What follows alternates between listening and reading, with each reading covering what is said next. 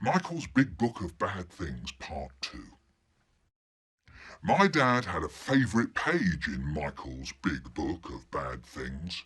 Page 1. Because on page 1 it said, "Oh yes, like the time you threw your mother's best ring out of the window. It was her grandmother's." Now I know that sounds bad, but I was only 2. You don't know you're doing a bad thing when you're 2. I must have seen the ring on the floor, toddled over, picked it up and gone, whee, and it went flying out the window. Only I forgot to tell you, we lived in a flat over a shop. So when it went flying out the window, it landed in the street, where it was never found again. And something else. My mum and dad could speak another language. It's a language that some Jewish people speak. It's called Yiddish. And my dad didn't say the English word, grandmother. He said the Yiddish word. And that made it sound all kind of ancient and traditional.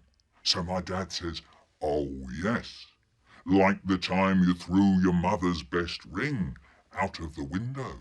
It was her bubbas." Bubbas. It felt like the room filled up with bubbas, hundreds of them, and they were all crowding round me going, "You threw your mother's best ring out of the window? And it was her bubbas?" So what happens the next time I get into trouble?